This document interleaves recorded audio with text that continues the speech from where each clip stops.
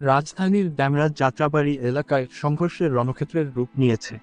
সরকারি শহীদ সোহরাওয়ার্দী কলেজ, কবি নজরুল সরকারি কলেজ এবং ডক্টর মাহবুবুর রহমান মোল্লা কলেজের শিক্ষার্থীদের মধ্যে ব্যাপক সংঘর্ষ ও ধাওয়া পাল্টা ধাওয়ার ঘটনা ঘটে। এ সময় ডিএমআরসি শিক্ষার্থীদের সঙ্গে যোগ দেয় স্থানীয় লোকজন।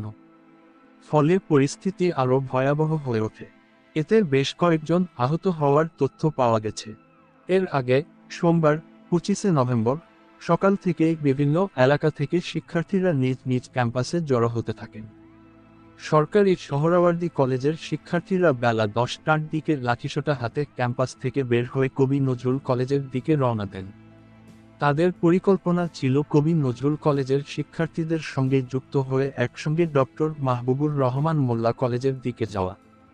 তবে কবি নজরুল সরকারি কলেজের অধ্যক্ষ উত্তেজিত শিক্ষার্থীদের শান্ত থাকার আহ্বান জানালেও একটি অংশ তাদের সিদ্ধান্তে অনড় থেকে মাহবুবুর রহমান কলেজের দিকে যাত্রা করে। পরিস্থিতি আরও উত্তপ্ত হয়ে ওঠে যখন শিক্ষার্থীরা ডক্টর মাহবুবুর রহমান মোল্লা কলেজে ভাঙচুর চালায়। এ সময় সংঘর্ষ ছড়িয়ে পড়ে ড্যামরা যাত্রাবাড়ি এলাকার সড়কে।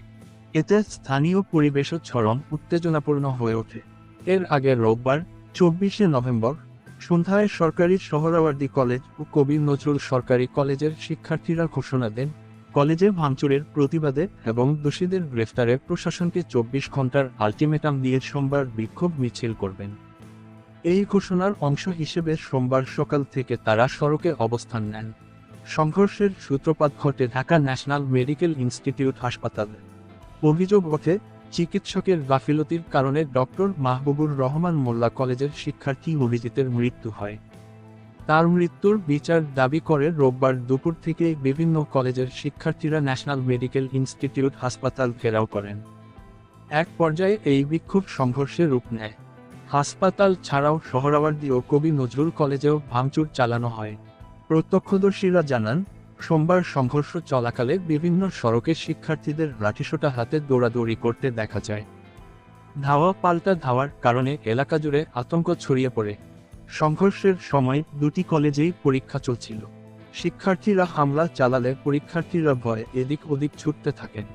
সংঘর্ষ ও হামলায় সোহরাওয়ার্দী কলেজ, কবি নজরুল কলেজ এবং ঢাকা ন্যাশনাল মেডিকেল ইনস্টিটিউট হাসপাতালের ভেতরে ব্যাপক ভাঙচুর চালানো হয়েছে।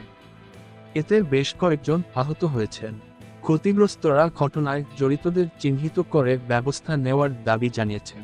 শেষ খবর পাওয়া পর্যন্ত ডিএমআরসি কলেজ এলাকায় ভয়াবহ সংঘর্ষ চলছে। এতে ডিএমআরসির শিক্ষার্থীদের সঙ্গে যোগ দিয়েছে স্থানীয়রাও। মূলত 7 কলেজের শিক্ষার্থীরা হামলা করে ডিএমআরসির প্রতিটি ফ্লোরে ভাঙচুর চালায়। পরে তারা শিক্ষা প্রতিষ্ঠানটিতে আগুন দেওয়ার চেষ্টা করে।